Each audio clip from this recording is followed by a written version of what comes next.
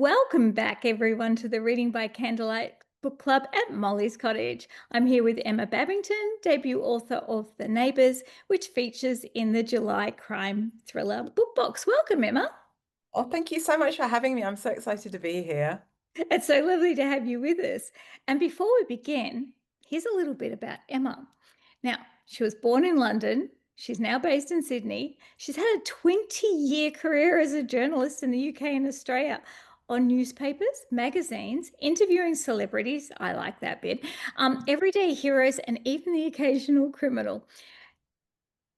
And Emma is currently the news editor for Australia's best-selling weekly magazine, The Woman's Day, and she heads up the real life and crime section. What an exciting life and you've led, and what an exciting job you have. I'm realizing now, as you say, 20 years, I think I wrote that 5 years ago on my CV, and I think I probably need to add another 5 years because I'm now 51. And yes, I have been working since I was in my early 20s. So yeah, that's not quite right.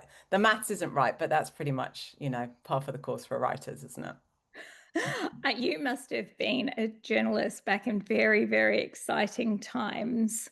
Well, I feel like I was in a journalist back in the times when things were just starting to slide. Sort of in the Oh, mid to late 90s when I don't even think it was phones were particularly coming in. It was just that people were just not buying as many magazines. And I do remember working on a lovely British glossy magazine back in the day called Company, which I love. It was a bit like Clio for you guys. We went on lots of Bachelor of the Year hunts, which was excruciating. Just have to go and find these single guys who we would try and convince to be in the pages and be part of our Bachelor of the Year competition, which was like this big event at the end of the year. But yeah, it's so much fun working in magazines and working on Women's Day. I'm so lucky because I work in the bit where we talk to literally just amazing everyday Aussies who do incredible things and yeah, the occasional criminal. I got to interview someone who used to be in the mafia a few weeks ago. That was so cool. Yeah, oh, so that you would be. get to do some fun stuff. Maybe that'll sneak into a book later on. Yeah, maybe. Neighbours is Emma's first novel and was published last week with HarperCollins. And was last night your launch? I've had done 3 events, and but it was all a bit higgledy-piggledy because I got sick, so I couldn't do my first couple of ones. So, but last night was kind of at my home store just around the corner, so I had a lot of family members there and a lot of friends and a few colleagues. So it was particularly special because there were a lot of loved ones in the audience, including my kids. So yeah, that was super exciting, and I got my razzle dazzle sequins on, and put my heels on, had a bit of a party. So yeah, it was lovely. I do love Razzle Dazzle sweet sequence. Now, your book is a twisty domestic thriller that will definitely keep readers on the edge of their seat. But could you give us a quick spoiler-free pitch? Of course. So The Neighbours is part psychological thriller, part family mystery. And it begins with the suspicious death of a man called Dr. Richard Wellington at his local park on his morning run. And he has a neighbour called Liv. And Liv discovers that her teenage daughter, who is 19 years old and called Gracie, was at the park when this happened. And she gets the sense very early on with those kind of mum spider senses that Gracie was possibly, if not involved, then she knows more than she's saying. She saw something, she heard something, but she's not talking about what happened and what happened there. And Liv, because she knows her daughter well, knows that something she needs to basically protect her daughter from the police investigation that happens next because her daughter's quite vulnerable. She is officially an adult, but she's had a lot of struggles in her life. And so Liv decides that she's going to take it upon herself to try and solve the mystery, basically, of who really killed Dr. Richard Wellington in the hope that it wasn't her daughter. And it turns out that there are quite a lot of suspects because Richard was not a good guy and had a lot of No, no, he was not a good guy. a good guy. And I love Liv. I just love everything that she's She's like, the worst of us, isn't she? she's like no, she's the best character. Now, I love the premise of your novel. What sparked the idea for The Neighbours? I think I had a few ideas. One, the setting came to me quite early on because it's kind of loosely based on my local park and the bushwalk that connects from that that's quite spooky. And I was always like, oh, that's a really good place for a murder. As I kind of stepped into it, and I'd be like, is it a good idea to go walking in these woods at 7 o'clock in the morning? There's no one else around. And then the second kind of jumping off point definitely came from being a mum myself of teenage kids, and that sense of always knowing that you would do anything to protect the Mm. people you love, but how far would you go to protect them? And I think probably a lot of it came from me being accused over the years, I don't know why, of being a bit of a helicopter parent to my lovely teenage daughters. But that was a really good way to start off a premise for a novel because a mum is always going to do all they can to look after their kids. And Yes, if you throw absolutely. murder in there as well, then that's raising the stakes again and again. So yeah, it was a fun way to begin this idea, which kind of developed from there. Now, your day job sounds fabulous, writing true crime for a national magazine, but then you come home when all that's in your head. Is that the reason why you wanted to write a crime thriller? I think my interest in like the dark side happened before my profession, honestly. Like I've always been, even when I was a kid, I just was drawn to mysteries. I loved reading Mhm. Nancy Drew as I got older, kind of Harriet the Spy books, and then Patricia Highsmith, I loved when I was a teenager. So I was always really interested in murder mystery and also just watched so many kind of, thrillers on TV and, all the really high octane, high concept thrillers in the 80s growing up. So I loved all of that. And I think when I started writing, even when I would start writing short stories when I was a teenager, something dark would inevitably happen about halfway through. Someone would be murdered, a body would be found. I think I tried to write my first book was a terrible attempt at chick lit that I tried to write when I was 30, 20 years ago. And even in that book, it was meant to be a light kind of girl about town, kind of, fun, uplifting romance. But at one point, someone died. I remember this kind of came out of nowhere, hadn't planned it at all. So, yes, I think I just am quite intrigued by it. But as I've got older, I think, like a lot of women, I love true crime. I listen to a lot of true crime podcasts, probably not so much now, but certainly when podcasts were first the thing. I would listen to all of those, Serial and S Town was it? I love that so much. So intriguing. And I think for women, we're always really interested in kind of, listening to what the worst possible case scenario would be. And I was always, and these endless podcasts are always about a woman being found dead and trying to Mm. solve the murder. So when I started writing this book, I wanted to turn that on its head, and I didn't want it to be a female victim. I very much Yes. wanted it to be a male victim, found on the desolate bush path. So that was also, that also came in as a reaction to listening to all of those, awful tragic tales, which, are absolutely reflective of society and what happens to, Mm. But sadly. I loved that. I love it when the victim is not a woman. It's such a different spin on it. And I think what I enjoyed most about this story is that you kept the drama really tight, and which was especially good when the twists came thick and fast. My goodness. But the Neighbours taps into the tension and hidden lives in suburban communities. Why do you think neighbour dynamics are so perfect for suspense? Oh, they're just the dream, aren't they? Because we all want to know what's going on next door. Mhm. Like we hear a little noise. I mean, I do it now. I live in a townhouse complex. Oh, And, we hear what's going on quite a lot. I mean, we've got double brick, so that's good. But, you do hear what's going on with people. And I have an active imagination. So obviously I'm like, oh, is that someone crying over there? Or is that someone shouting? What's going on? So I'm always thinking of ideas like that. But also, neighbors are neighborhoods in cities in particular. You're living so closely together. You're so entrenched in each other's lives. And yet, when you open that front door, you have to pretend that you didn't hear the screaming that you heard last night, or, the badly behaved kid who had a tantrum, probably my kid, or, anything else that might be going on. So I knew that I wanted to set this in a closed community. I also very early on decided I wanted it to be in a cul-de-sac, which people have pointed out is very similar to Neighbours, the soap opera. It had nothing to do with that. This wasn't the title of the book when I started it. But I love the idea of a cul-de-sac because you're enclosed. It makes it even more claustrophobic physically. And so it seemed like the perfect opportunity. Exactly, yes. For that. What was it called before? What did you want to call I it? think I called it The Family Inside for a bit because it begins with somebody watching a house, Mm. kind of wanting to be inside that house. Um, but I think I had a list of about 1,000 things. But actually, The Neighbours was my idea, which I was really surprised at because I always heard that publishers always come up with the titles in the end. It's very rare that they stick with the one that the writer comes up with. But the fact that they chose it, and I actually kept saying right until the very almost like days before they came up with the cover concept, I was like, but you probably will change the title, right? Like it's probably not a good title. You definitely, I'm sure you could think of a better one.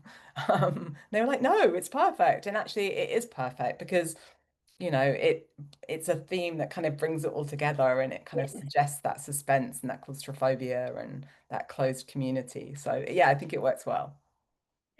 Now, Liv just wanted to protect her daughter Gracie, but she's incredibly overprotective, and some of the things she does are actually criminal. So, I want to ask, did anything surprise you about the process of writing the novel, like with the characters or the plot or the ending?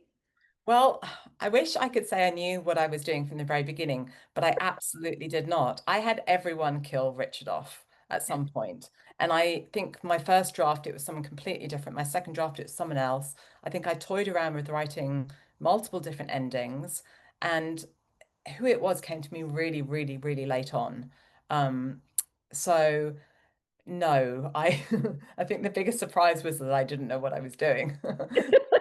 But I love that because I do think that especially with psychological suspense, you I mean people will always pick it, right? You'll always have people who are like, ah, I saw that twist coming, which is completely fine because it's about the journey of reading rather than, the who actually did it, I think. I'm I more agree. I love the why done it rather than the who Yes, done so it. do I. Yeah. Absolutely. So for me, it was really important to make it plausible that it could have been any of the characters. So it was lovely when I finally figured it out and I was like, yes, 100%. I know it's this person. But actually, the version that my agent took me on with had a completely different ending, with a completely different person. I remember one of the first conversations I had with her is like, I don't think the ending is right. And she was like, oh, okay, that's interesting. And I think actually that was one of the reasons she was happy to sign me because she liked the fact that I was quite fluid and open to change and open to like, not being too wedded to ideas and too Hmm. inflexible. And I never am. And I think that's being a journalist because you're constantly edited, you're constantly rewriting your work and other people's work. So I'm not Yes. precious about my work at all. That's a very good way to be.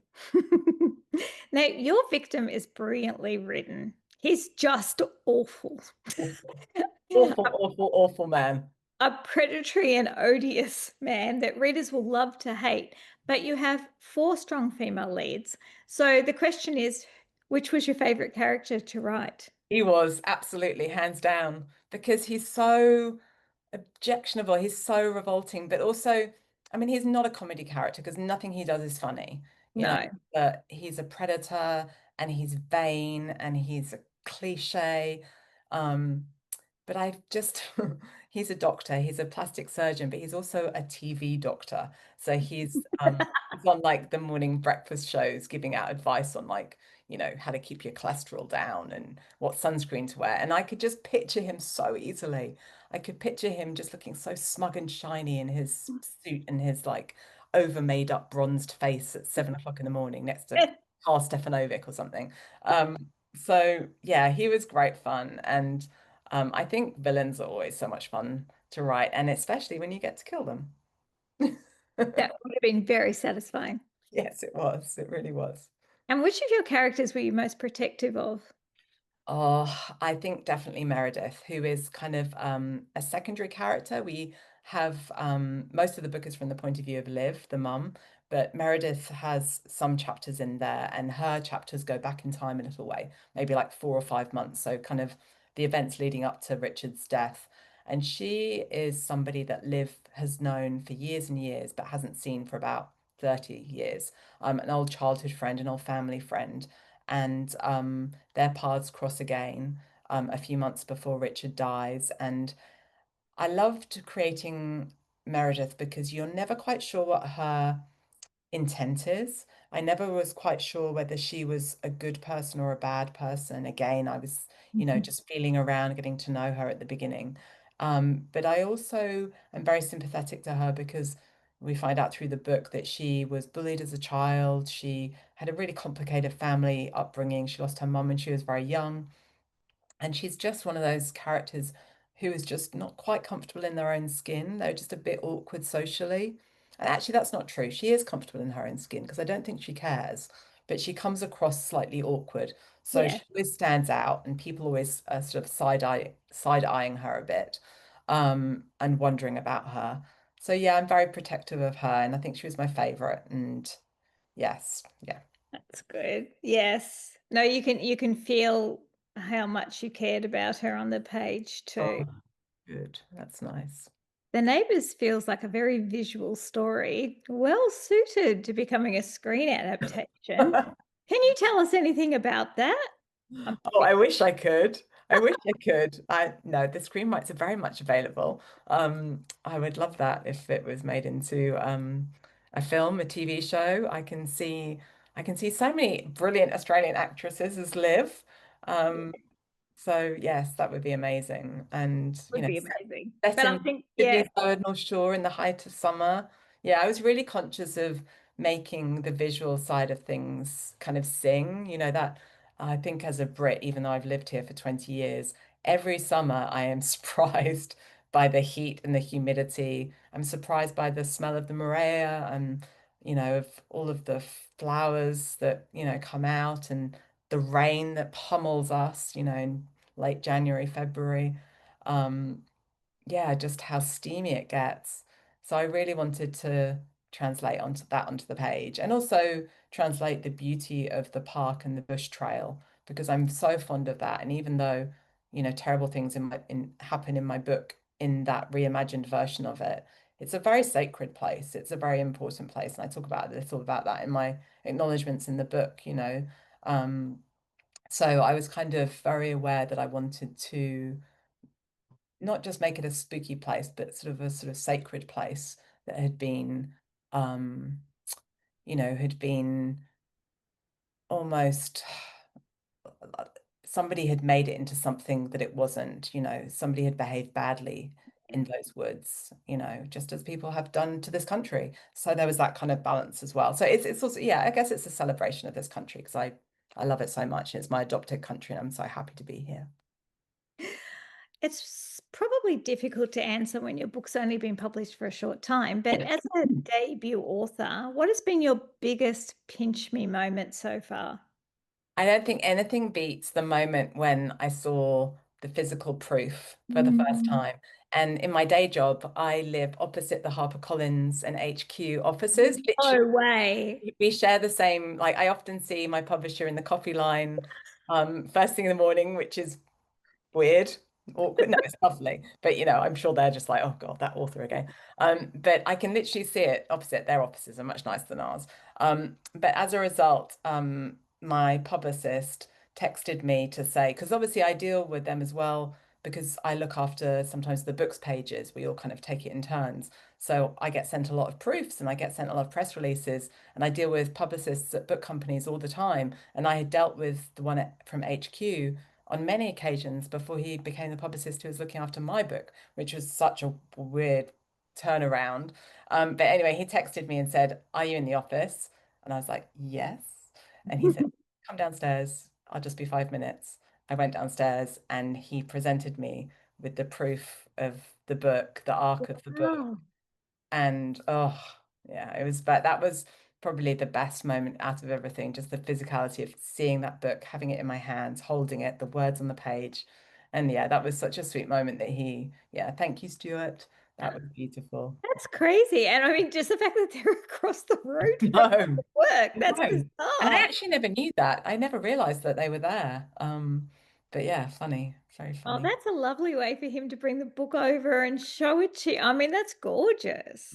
It was very special. But there's so many pinch me moments, like seeing the book in a bookshop for the first time, and I got to do Mm. that at my friend's bookshop where she works in Crow's Nest at the Constant Reader, which is a beautiful little independent bookshop, and had a cuddle with her and saw my book, and it was very emotional. And yeah, just meeting booksellers is so, God, I've decided if I do need to change job, I'm going to try and get a job in a bookshop because everyone I've met has been just so lovely and so passionate about books and obviously works in these amazing environments just surrounded by them. So yeah, that's been amazing. But yeah, Yes, booksellers are the best. yeah, they really are. They really are. And I think being 51 and have this happen to me makes it all the sweeter. And having also been at this for a long time, this is like book number 5. Oh, Um, wow. yeah, books number 1, 2, 3, and 4 got very much rejected. So, I mean, book number 1, that chicklet, deserved to absolutely deserved to be rejected. But, the other 3 I worked really hard on, and it was pretty heartbreaking to say goodbye to those and realize that they weren't going to get published. So yes, so to be here now, kind of 10 years into the journey of books 2, 3, 4, and 5, um, is lovely. Oh, see, isn't it? I think it's so much sweeter because this is the one. Definitely. I think, yeah, I mean, obviously I'd love to have been somebody who's you write your first book and then that's it, you get your deal and away you go. But yeah, and I think I probably would have kept going because I love writing so much and I was so determined. And I do think that is the difference between a lot of people being published and not being published. It's perseverance and pure grit Mm. and stubbornness and thinking I'm gonna bloody do it one day. Yeah. Is there anything you wish you'd known before you started your publishing journey? I wish that I had learnt more about the craft. I didn't. I started writing when writing courses just weren't as available 10 years ago. And there were books. I remember buying a lot of books, trying to teach myself, but they were often about the sort of real literary art of Mm. writing, not so much about commercial book writing. So I wish I'd either done a course or just really studied the art of it. And actually, I remember the Sydney Writers' Festival did a workshop with Tony Jordan, sorry, Oh, amazing writer. Tony Jordan's amazing. Oh, she's incredible. And it was just like 2 hours long. And she just basically taught us the beats of a novel. And that was my first like really serious attempt. And I was like, oh my gosh, I've got like literally 4 chapters. And the action doesn't happen until chapter 5. How did I not realize that? How did I not realize you need to have your inciting instant really, really quickly on the page? And then yeah, so I do wish I'd sort of studied the art a little bit more. And I also wish that with my first few drafts that I had written and not looked back. And I think that's maybe some of the best advice that I've had is just to write your first draft and just don't go back and don't edit those first 3 chapters over and over and over again. It's so hard not to do that. And I still find myself doing that, but to just keep on going until you've got that first draft down, because then when you've got that first draft, you can edit. And that's what you need to do. It's all in the edit. Yes. Well, you work in a very demanding job. So what does your writing routine look like? Well, I work 3 days a week at the magazine, so I'm part-time, which makes a huge difference. So I have my Mondays and my Fridays are my writing days, but increasingly I write at the weekend as well, and often write. Thanks to being a terrible sleeper, I wake up really early, and so I'm often tapping on my computer at like 5 in the morning for an hour or so before work. I'm not sure how much sense it makes at that time in the morning, but it's quite good to keep your head in the story, even if I'm just reading and doing a bit of an edit. Um, but yeah, at the moment I'm on a deadline. I got a 2 book deal with HQ. So my next book due to be delivered to the publisher next Friday. Oh no. And you've been sick and I've you've been sick and your book is being published and you've got to go to launches and book and I events. still have my dresses. I know, and I haven't got the ending. Oh Um, I no. know. So I have a vague, like my subconscious has kicked in and has kind of suggested things to me, but it doesn't feel quite right yet. But anyway, I've got the next week off. I've got now until the first off. So yeah, here's hoping the muse strikes hard tomorrow morning. Are you allowed to tell us what you're working on? Absolutely, yes. Good. It's another psychological thriller. It's called The Gardens, and this time it's set in London, and it's set in the London suburb of Hampstead, where I grew up. But it starts in Australia and it ends in Australia because it's about a woman who is British but moves to Australia and then is called home when human remains are found in the garden of the house where she grew up. And Oh, her I like that. yeah, her sister, it turns out, disappeared 3 decades before. And so, of course, she arrives back in the UK thinking, is this going to be it? Am I going to find out that my sister's been there the whole time? And it kicks off from there. Wow, I love that. Who knows where it ends? Who knows where it ends because we don't have an ending yet. I love that. Here's a funny little question for you. If you could have any writer, living or dead, join your book club to discuss The Neighbours, who would you pick? Gosh, that's a hard one. It is hard, isn't I've it? got so many authors that I love that I don't cross paths with because they don't live in Australia. So I've got so many amazing author friends here who are thriller writers, crime writers. Yes, So I but I think that the writers that are here, none of them would like complain if you said like Lisa Jewell, yeah, because oh yeah, I have to say yes, absolutely Lisa Jewell. I mean, she's one of my favorite writers. I So love her. no, but then I would love also Patricia Highsmith, like I was saying, Ooh. because I think she was, writers, we're not generally that interesting, but Patricia Highsmith was a very complex, very interesting, quite a dark woman, I think. I haven't read any memoirs about her, and I kind of don't want to because I love her work so much. I kind of just want to leave it where it is, but I don't think she was a particularly easy woman, and I think she was, yeah, I don't think she was like her characters, but I don't think perhaps some of her characteristics were too far removed. So yeah, I'd love to have her there, although I don't think I would impress her at all. But that's okay. I would just observe her and watch her and share a glass of wine with her. Um, yeah, so someone like that for sure would be pretty It's a incredible. bit Or like me. Agatha Christie, obviously, it would be Agatha Christie. wonderful. And I reckon she'd be a good chatter as well. I She'd think, yeah. I reckon she'd help me with the ending. She'd have figured it Oh, out for me, so that would be helpful. maybe we could arrange Raise her from the a dead. Ouija board. Yeah, that would be a great idea. Oh, if only we could all do that, we'd all have fabulous endings. Right. Well, that's time on our interview. Thank you all for coming along tonight and watching us live. And if you're watching this on YouTube or listening to the podcast, I do hope you've enjoyed this episode. Let us know what you think in the Reading by Candlelight Facebook group or on socials. And I'd like to thank our author, Emma Babbington, for chatting with me and for being Reading by Candlelight's July crime thriller book box author. I'm so excited to be. I was watching a reel today which showed what it looked like in the box and it looks so beautiful. I need to smell a candle. So thank you so much. And thank you for having me. You're so welcome. And wishing everybody happy reading and goodbye until the next Reading by Candlelight book club.